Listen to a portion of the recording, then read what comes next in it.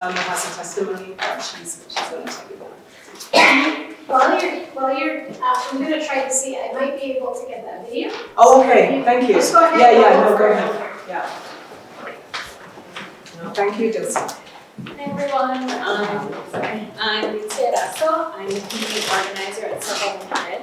I'm here on behalf of Sepa Mujer, but also on behalf of our members from our community who were so kind enough to share their testimonies with me. So I have two. I'll start off with Alexandra, and I'll keep her last name private just for her safety. And she shared with me, in 2019, I was diagnosed with cancer and began my treatment. Although I was very weak, I needed money to support my medical expenses, on top of the necessary expenses to live for my daughter and I, especially because I am a single mother. In January of 2020, I began to work, but around March, I was admitted to the hospital with COVID, then pneumonia, on top of battling cancer. I was without a job, in debt, and very sick. I heard about the Excluded Workers Fund from a friend, and I began to fill out the application. The Department of Labor would send me reminder emails to continue filling out my application because I was missing a lot of documents. I started this process by myself, and I wasn't too familiar with it. After trying 2 times to update my application and send the documents they were requesting, I called SEPA and they helped me upload and send the necessary documents. And finally, I was granted $15,600 before tax deductions. The Excluded Workers Fund helped me cover rental arrears, medication, food, and any other debts I accumulated, and purchased a laptop for my daughter since her classes went virtual. And I have my second testimony from a community member named Marco. And he shared with me. Hello, first and foremost, I'd like to thank God and you all for taking me and my situation into account. Before the pandemic, I was economically unstable because 4 years ago, my wife suffered from a stroke, leaving her hospitalized and bedridden ever since, leaving my youngest son fully dependent on me. Within time, I suffered from an accident at work, which complicated my family's economic situation. During the pandemic, my economic situation got worse because I ended up having COVID, which resulted in a week-long hospitalization. My recovery was slow because of my diabetes and had some other complications. I thank God I was able to recover from COVID and was able to get back to taking care of my 12-year-old son and my wife. After the pandemic, I visited some churches and Sepa Mujer, places that have helped me with my finances. Unfortunately, he wasn't able to receive any of the Excluded Workers Fund, but he shared. A permanent solution would mean receiving financial support and a means to continue to take care of my son and my wife since I have not been able to return to work. Thank you for taking the time to listen to my story. Thank you, Dilcia. There are so many stories. There was another one shared, but it's actually in Spanish from Rural Migrant Ministries. So would you be able to translate? I have it written. Yes. Thank you. Here you go. Thank you so much. I think it's in English too, actually. Oh, is it? Yeah, sure. So this is on behalf of Anel. My name is Anel Barreto. I'm originally from Mexico, and I have been in this country for more than 23 years. My husband is a farm worker. He works in a greenhouse, and I sell prepared food. I have two sons. One just graduated from Marine boot camp, and the other is studying to be a chef. During the pandemic, my whole family got sick with COVID at the time when there were no vaccines yet. My husband was about to lose his life and had to be hospitalized for a long time. As a result, he couldn't work, and neither could I since people stopped buying cooked food. It was a very hard time in which we suffered a lot. With the help of our community, we managed to get ahead, but it was very difficult. Thanks to the fact that we belong to the Church of Centro Franciscano and were involved with Rural Migrant Ministry, I found out about this fund and they helped me apply for it. When we were approved, it was a huge relief. That money allowed us to pay for oil, electricity, and food, and we were also able to pay some debts we had incurred. It also allowed me to rebuild my home business where I prepare food for people, which is what allows me to have a livelihood. I want to thank the organizations and people who fought for this fund to happen last year. We also have to remember that many people were left behind and are still suffering. Today, I want to ask the legislators to reopen the fund for excluded workers. Many workers deserve relief. They may not have documents, but they are people who give everything. They work contributing with their labor, and it is not right for them to be left out. Thank you, Christina. Thank you. We're actually trying to figure out how to show you a video that one of the workers made. And it's a really powerful video. And if Ani and Nadia can't pull it up, it's on my phone and the room is small. You may be able to hear her if you would like to listen to it, because it really is a testimony that was really courageous. Well, maybe, it looks like it's uploading though. Yeah. Maybe while we do that, we Yeah. can see if there are reflections from people who are in the room, because you all are also here on Long Island and are working with workers who. There we go. Okay. Thank you. Let's just So this is Sharon. Let me just double check it. Yeah, great, thank you, Ani. Awesome. Awesome. Sure thing. Here, why don't you go ahead and split it on? Yeah. Great.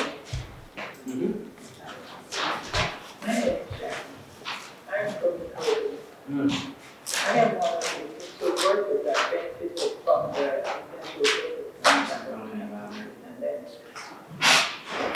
very long It's hard to hear, so I'm gonna pause it. and they get it done and Because the volume was not coming without I actually think my phone is Your phone is louder? I'm pretty sure. Okay, let's try something Yeah. creative here. I'm Yeah. gonna lower this volume totally, Okay. and Oh, then you see. then Yeah. on 3, can we Oh, press it at the same let me time? pull it up first. Let me find her. You're all, Get the right video. you're really all tech Okay, hold on. experts. Sent me a text that said, "We don't need you anymore." That was stressful. That was hurtful. That was so painful. Because then I was being unemployed again and had to go look for another job. But because I was so ill, I wasn't able to work. Right after that, they removed some of that. I had a very invasive surgery just a few months ago to try to remove some of the parts from my mouth. They didn't get it 100%. But when I'm fully recovered, which I'm still in recovery mode, I want to work. I want to be able to go back up to work. This is all. Thank you.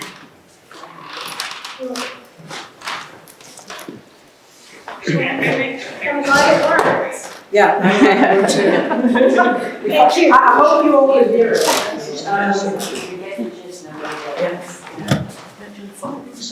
So Sharon, I've actually known Sharon for many years. She would give anything to be able to leave her house and just go to work. And she doesn't have that opportunity. So as she said, this phone means everything. And we put her in a place where she doesn't have to worry. She's super stressed out, and I'm sure it's not helping her where her health is concerned. And there's many more like Sharon. But there's lots of things that you all can do here today as well, but I'll have Nadia talk more about the legislation first, and then we'll talk to you about action steps and how you can get involved if you would like to. Okay, great. So I'm gonna move into, oops.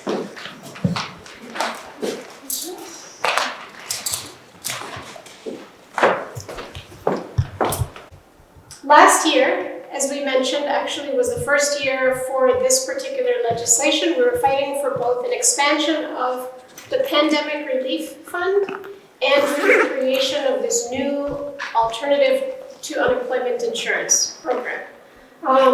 So last year, in the last legislative session, those were the bill numbers, A9037, S8165. You can still look up the text if you wanted to see that, right? To see exactly what it was. And it was called the Excluded Worker Unemployment Program.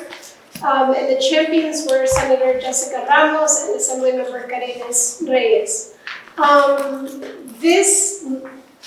Because we're going to go into a new legislative session, we're gonna have a new bill number, a new, we're gonna put amendments into the bill and whatever, probably the bill's name will change, so there's gonna be a bunch of changes. We don't have it, so I'm just showing you what we had last year. But the champions will still be the same. They're still going to be fighting for this legislation with those amendments. So who would be included? Which is probably the biggest question. Workers who are not able to access the traditional unemployment insurance system. If I can access the traditional unemployment insurance system, I should go to that system, right? And get unemployment insurance that way. And so we want to make sure that if somebody can go to that system, they're not going to this system for whatever reason, if it's easier or something like that. The traditional unemployment system is not an easy system to access. It has all kinds of challenges on its own.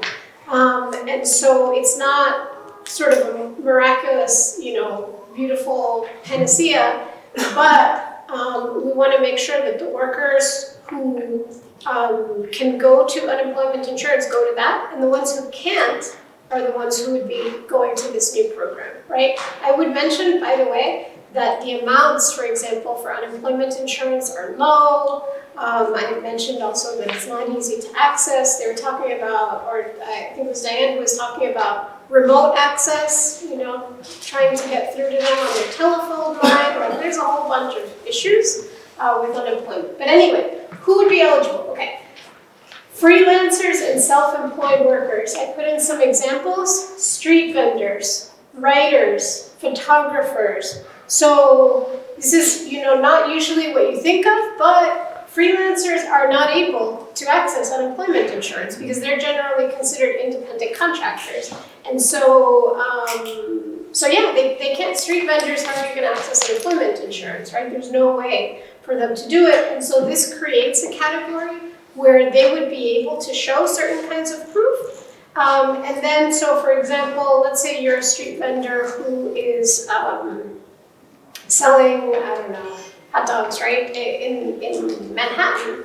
And you have a problem where somebody steals your cart, right, your truck. What are you going to do? You're out of work possibly for however long it takes you to replace that, right? So it's a big drop in income, and it's due to something that I can't control, right, as a street vendor. So something like that. It's not that they would get, for one day unemployment and for another day they would work or anything like that. It has to be worked out in a specific way that is specific to freelancers, right, and that responds to those needs.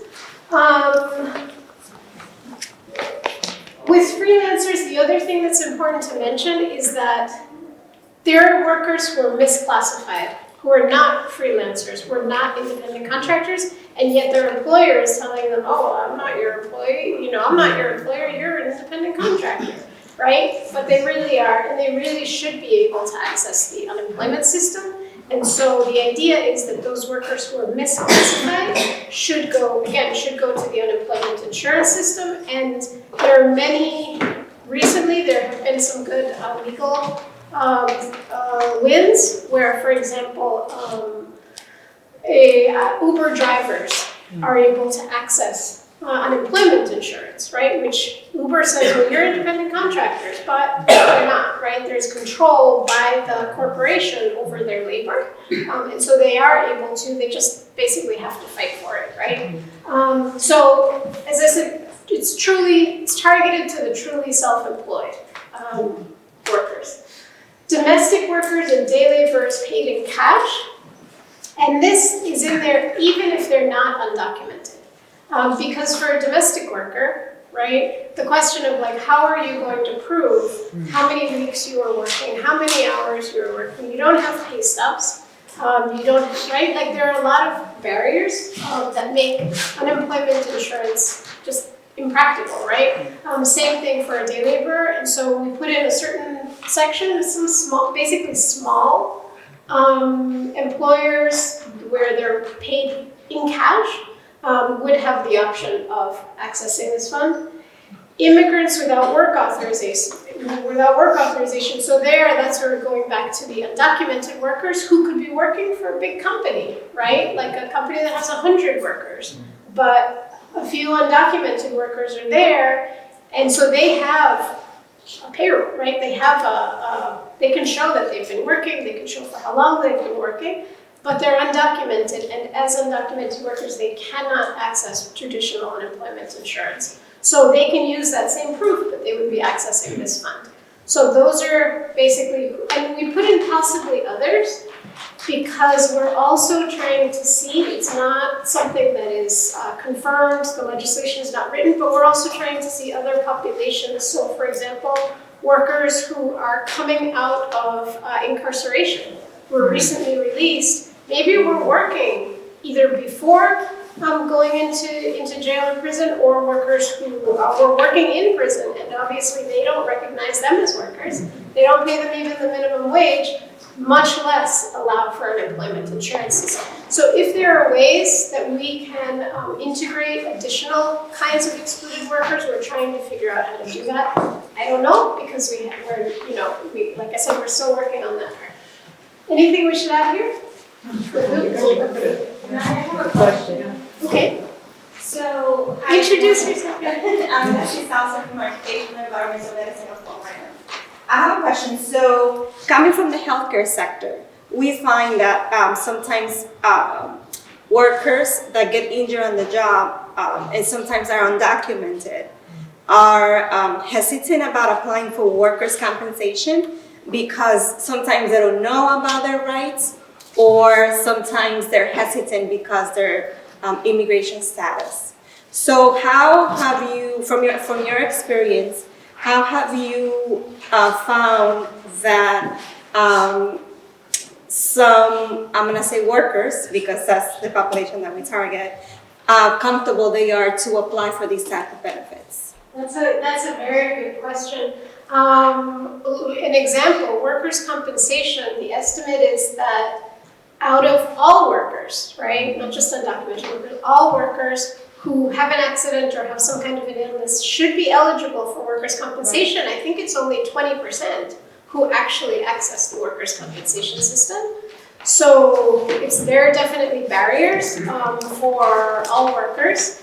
And what we saw in the unemployment, in the excluded worker fund, what we saw was that with organizations, right, who had been fighting for it, and then a whole bunch of organizations who were helping workers apply, that fund was depleted in 9 weeks. Exactly, in like 2 months. And so many of us, especially me, right, I will say, I did not think that it was going to run out that quickly. It's like, there's no way. $2 billion, right? It would take time. Like, workers don't access this stuff very quickly. They don't know, And the reality was that it was created in such a way that it was the way that the administration, the applications were done, and the way that it could be done with the help of community organizations really made it successful. So there are ways to do it. Maybe where it could be more accessible. Workers' comp is really, as you know, really difficult for anybody to access. So there are ways that it could be better. That's what I imagine. Thank you. Yes.